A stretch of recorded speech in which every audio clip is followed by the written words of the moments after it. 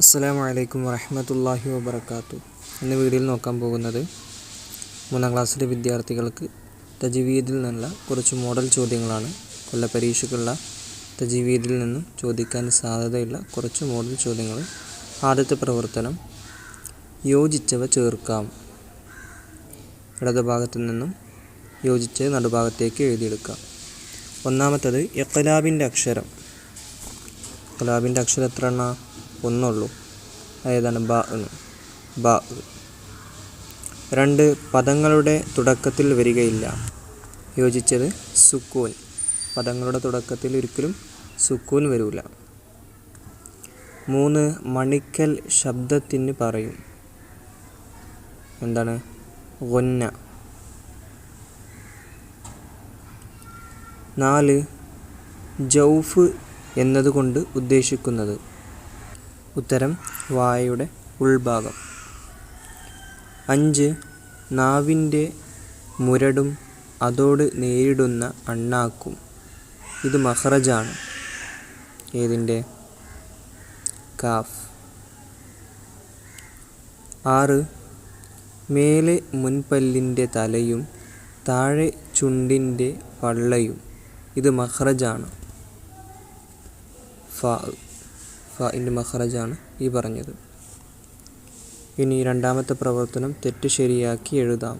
1 നാവിൽ 15 സ്ഥലങ്ങളിൽ നിന്നായി 18 അക്ഷരങ്ങൾ പുറപ്പെടുന്നു. തെറ്റാണ്. നാവിൽ 10 സ്ഥലങ്ങളിൽ നിന്നായി 18 അക്ഷരങ്ങൾ പുറപ്പെടുന്നു.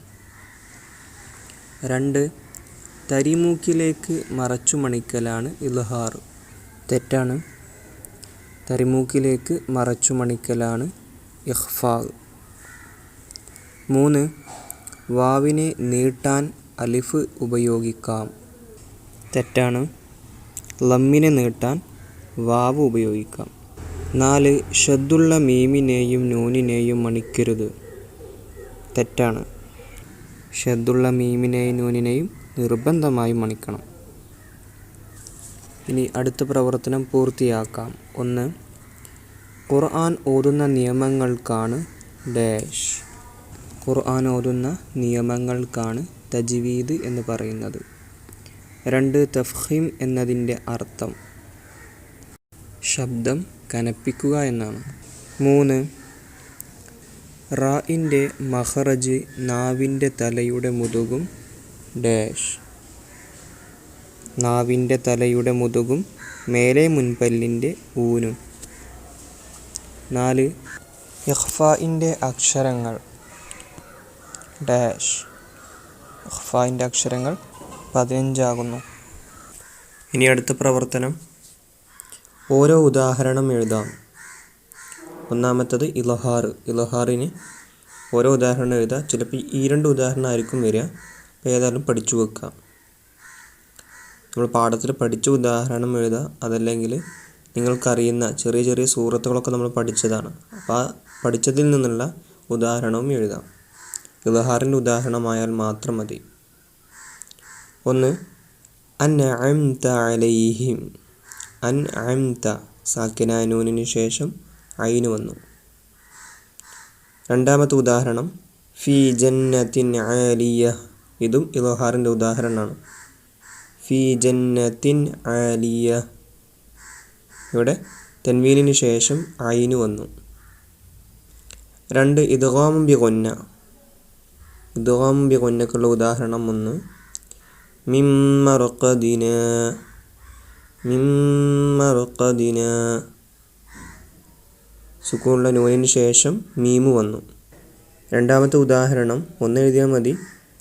ഫീ കിതാബിൻ മുബീൻ. തൻവീനിന് ശേഷം മീമു വന്നു. ഫീ കിതാബിൻ മുബീൻ. 3 ജൗഫ്. ജൗഫിൻ്റെ ഉദാഹരണങ്ങൾ 1 ഖാല. 2 ഖൂലൂ. അതുപോലെ ഖീല. ഇതൊക്കെ പറ്റും. 4 ഇഖ്ലാബ്. ഇഖ്ലാബിൻ്റെ ഉദാഹരണം യുംബിത്തു. യുംബിത്തു. അതുപോലെ മിൻ ബഅദു, മിൻ ബഅദു. അതല്ലെങ്കിൽ കിറാമിൻ ബററ, കിറാമിൻ ബററ. ഇനി അടുത്ത പ്രവർത്തനം വ്യക്തമാക്കാം. ചോദ്യം 1. തജ്വീദിൻ്റെ പ്രധാന പഠന വിഷയങ്ങളിൽ 2 എണ്ണം. നമ്മൾ രണ്ടാമത്തെ പാഠത്തിൽ ഒരു കള്ളിയിൽ പഠിച്ചിട്ടുണ്ട്. മഖ്റജ്, ഹർഫ് പുറപ്പെടുന്ന സ്ഥാനം. 2 സിഫാത്ത്, ശബ്ദരീതി. 3 മദ്, നീട്ടൽ. ഗുന്ന, മണിക്കൽ. തഫ്ഖീം, ശബ്ദം കനപ്പിക്കൽ. തർഖീഖ്, ശബ്ദം നേർപ്പിക്കൽ. ഇതൊക്കെയാണ് തജ്വീദിൻ്റെ പ്രധാന പഠന വിഷയങ്ങൾ. 2 അഖ്സൽ ഹൽഖ് എന്നാൽ എന്താണ്? ഉത്തരം തൊണ്ടയുടെ താഴെ അറ്റത്തിന്. ചോദ്യം 3. മദ്ദിയായ അക്ഷരങ്ങൾ ഏതെല്ലാം? ഉത്തരം അലിഫ്, വാവ്, യാ. ഇതൊക്കെയാണ് മദ്ദിയായ അക്ഷരങ്ങൾ. 4. ചുണ്ടിൽ നിന്നും പുറപ്പെടുന്ന ഹർഫുകൾ ഏതെല്ലാം? ഉത്തരം ഫ, വാവ്, ബ, മീം.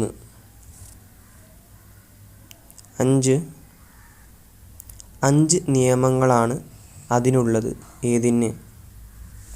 അഹ്കാമുൻ നൂനി സാക്കിനത്തി വത്തൻവീനി. സാക്കിനായ സുക്കൂനുള്ള നൂനിനും തൻവീനിനും 5 നിയമങ്ങളുണ്ട്.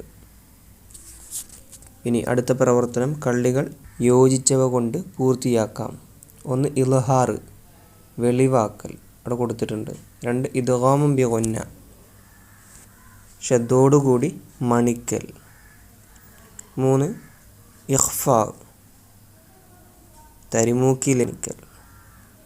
ഇഖ്ലാബ്, മീമായി മറിച്ചു മണിക്കൽ.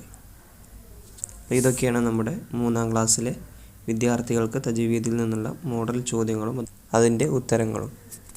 അസ്സലാമു അലൈക്കും വറഹ്മത്തുള്ളാഹി വബറകാതുഹു.